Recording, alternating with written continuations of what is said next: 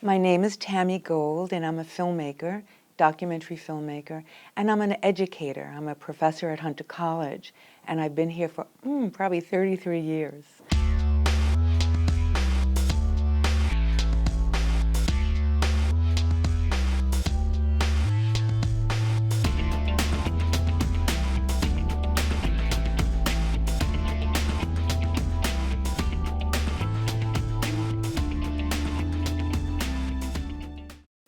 Early on in my life, I was very conscious of social injustice, and that became really an impetus for everything I did. When I was probably 20, I had already hitchhiked throughout all South America and Central America. At that time, I was very moved by what was happening in Guatemala, so I went back to Guatemala and I shot my first film.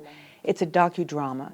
It's about a Guatemalan woman who lives the conditions in the rural area, great oppression of indigenous people, and then eventually goes to the city, gets involved with the political movements in the city, and really kind of is an outspoken person for the reason why there was a war, really kind of led in a lot of ways by the indigenous populations. So that's called My Country Occupied. We only have to drop the seeds and everything grows. Banana, azúcar, café, de todo. But this land has been robbed from us. We plant the seeds, we take care of them, and then we pack them to be sent to the United States, away from our hungry people. I've always been aware, since a child, of police brutality in New York City specifically, and always thought, how can I engage in that discussion somehow as somebody who's not directly impacted? I'm not Black, I'm not Latina, I'm not a man, so we all know who's mostly affected. When Amadou Diallo was killed, it was my day to come teach. And I said, I can't teach. I had signs on my door saying, I can't teach. I can't act like today is normal. A man, a young, Black, African man was shot 41 times by New York law enforcement. I have to be on the streets. Police operator 167. Yes, please. Can I have a police car real quick? What is the address? You're on 46 Wheeler. What is the emergency? The emergency is there's gunshots being fired like crazy. Police operator 1634. Where's the emergency? I just heard somebody unload a clip. It sounded like a 9mm. How many shots did you hear? Maybe like 20. No, the reason why I'm calling because I don't know if anybody got hit by it or nothing. Do you want to leave your last name, sir? No, just a concerned citizen.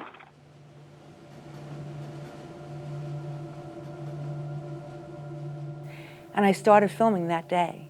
And I filmed around the mosque on 96th Street and met amazing women.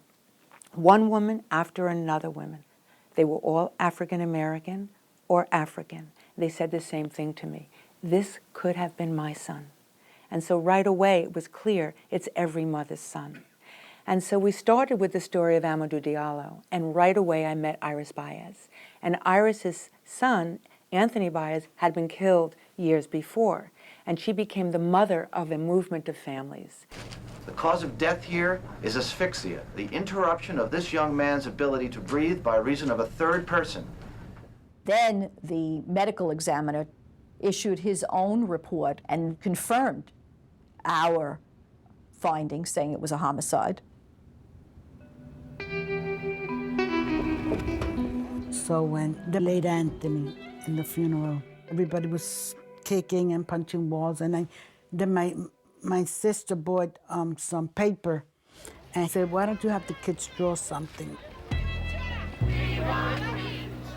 We started walking from here to the precinct because I wanted to tell them that there was a murderer in there. We were about 20 to 25. By the time we walked from here to Grand Concourse, it was like 100.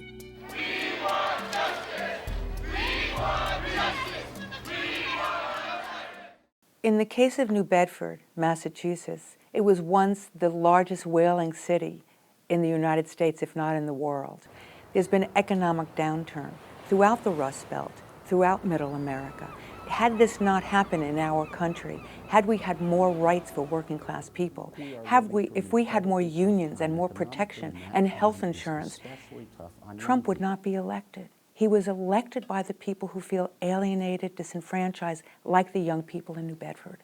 And so the failure of what we promise the people of the United States with a democracy has not happened. So it might have been New Bedford, it could be anywhere. In New Bedford, the economic fabric of the city has declined. And young people who've been there for a very long time, many generations, feel disenfranchised. The young people in the film who followed the Insane Clown Posse formed a real community and a real solid connection to each other. But I don't really believe that. I believe the alienation's so deep that it's even an alienation between themselves. But they're able to kind of have this veneer, so they feel they have this alternative family. And so that's really an interesting thing. The other side of it, the gay and lesbian community also have this real sense of community. And at that time, the bar, Puzzles, represented a home for the queer community. Now, isn't that a trip? That we, as queer people, God, have to go to a bar to have a home? That is not right. We should have community centers. We should have, spaces in government. We should have spaces in our churches, in our synagogues. The very fact that this community solidified in a bar really raises big questions. We need our bars, but we don't need our bars as the only place, and in New Bedford, that was the only place for LGBTQ people.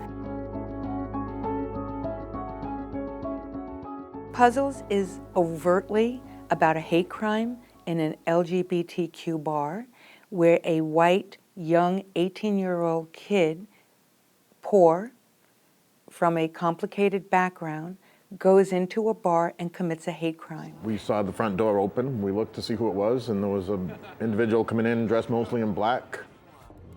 He had asked me, is this the gay bar?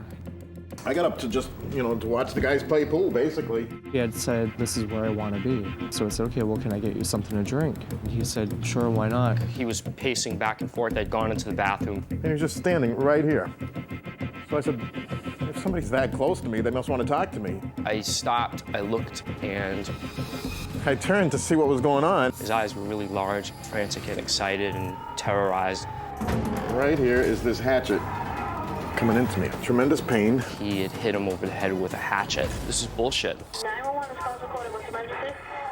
As a result, the LGBTQ community organize with other people, and they come together, and there's some real changes in the public school system to try to figure this out, and there's some solutions in terms of the need to understand that when we, as queer people, win our rights, it's not going to be taking anyone else's right away. No one will ever really know why a young man, born and raised just a few blocks from where we are right now, chose to vent his hatred and rage inside of a gay bar. Perhaps he thought that gay men wouldn't fight back. Well, they did fight back.